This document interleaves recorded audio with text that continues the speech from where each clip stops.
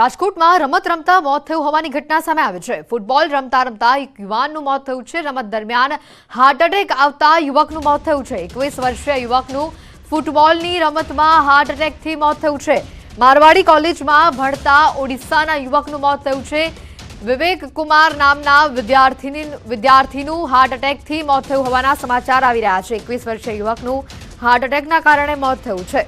રમત રમતા વખતે તેનું હાર્ટ એટેક આવવાથી મોત થયું છે।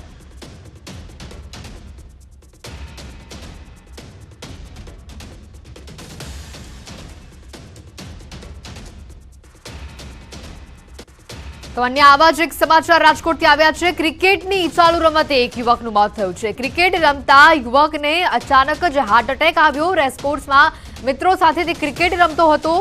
રવિ વેગડા નામના યુવકને ટેનિસનો બોલ વાગ્યો।